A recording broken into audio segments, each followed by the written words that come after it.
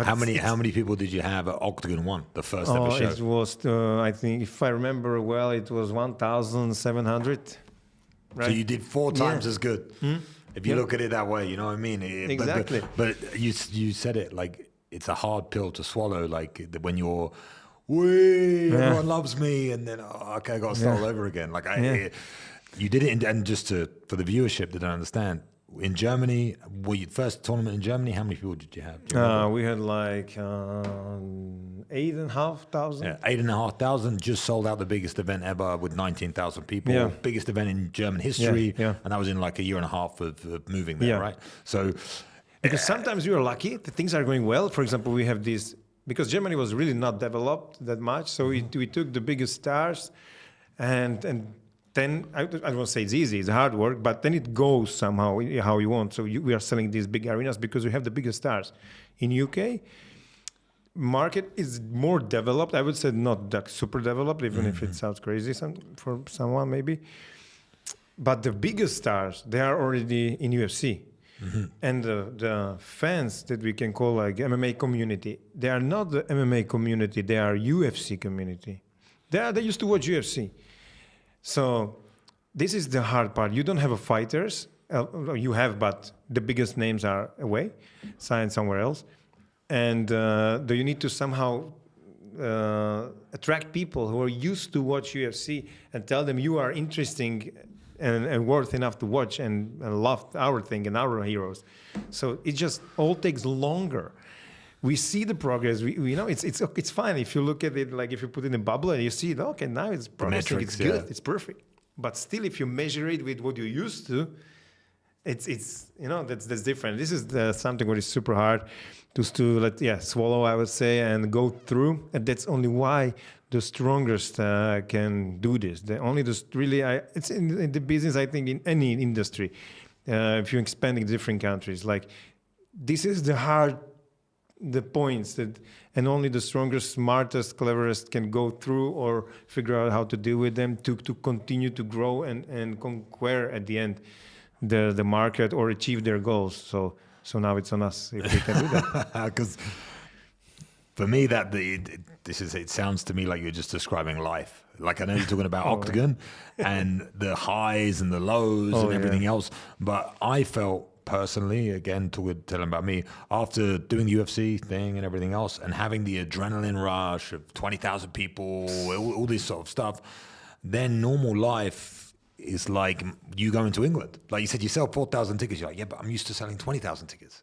So you feel nothing. Even though it's a big achievement, you feel nothing. So this is how, going back to what we were talking about before, like that's how I feel sometimes when I do things. I feel like, yeah, but I should be doing this.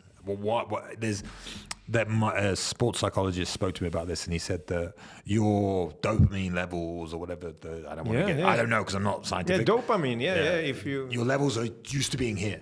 And I've seen you cage side at events, I'm never going to say this right, but the Stanivice or Stanice. Yeah, Stanice. Stanice, you know, when you had the music and you're there and the vibes and how amazing you feel. I can see it. I can see you like glow, you know, and how happy you guys are.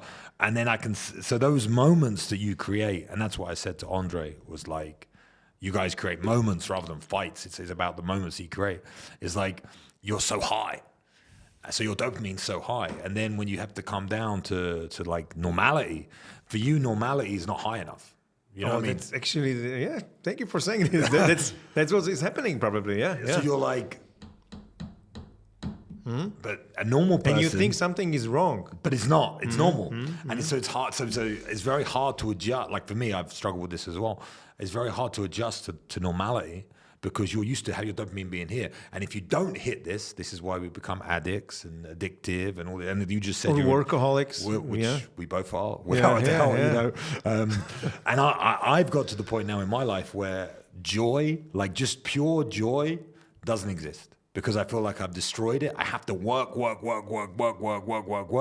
for that moment where the music's going in Stanivice and people are looking at you. You get joy for 2 seconds, then you're like, okay, what's next? That's my life now, and I feel like it's yours as well. You know, so it's like it's similar like to buying a new car. I mean, especially if some dream car, most joyful part is since it become reality, so you have money or you know how to get it, you go there, you're picking the car, the color and everything, right? Oh, that's that feelings, and you cannot wait until it's 2 months, okay, we're here. And then you have it, okay, it's 1 week fun, and yeah, it's a similar thing. Yeah, so it's crazy. Yeah, it's combating this, which is something that I'm trying to figure out. So only successful people I speak to on the podcast. So it's like I always try and think like, how are we going to combat this problem? Because how are we going to be happy when our dopamine needs to be here all the time? The reality is we're not going to be. I think. Yeah, definitely. Otherwise, you will get crazy somewhere. You will be, you will die from heart attack because you are workaholic or you are drug addict or something. You're right. Or you destroy your relationships around you because you are so much searching for it, and you never get it successful or enough. Like you said, I think, or if I think about this topic, I always think maybe these people around who is on the opposite, I would say, side of my style of living, who is this like doing constantly yoga, meditation, these slow people, which sometimes I think, come on, what you did in your life, just in this, basic dress somewhere on the beach, sitting and playing drums.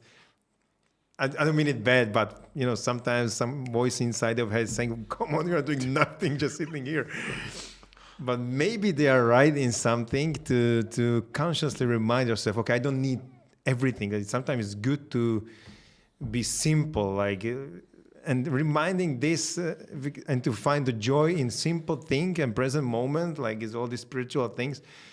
Then I think this is the right thing to remind yourself, to be happy in the present moment. Like sometimes just sit and okay, the temperature of my skin is nice, it's good, I feel good, the sofa is soft, and I don't know, my living room is nice, and wife is pretty, so I feel like happy, right?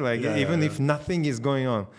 So sometimes try to reminding these things, but of course, because I am dopamine junkie, then other voice is saying, "Oh, but be careful, because what if you become this guy, and stop chasing your goals?" So I don't know. It's a trap. I don't know. But it's a good trap, because I think the philosophy thing for this is they say, I don't know, I'm going to butcher the quote, but it's something like you find there's more peace to be found not in having more, but in wanting less. Yeah, right? yeah, exactly. But if you said that to me when I was 16, it sounds like a loser talking, right? It sounds like, you didn't achieve anything, so you just want less, Yeah, exactly. But you're saying it because you never achieved, right? Yeah. So I think, same here. But like I said, I think it's like balancing those two things. Yeah. God knows how we're going to do that. Yeah.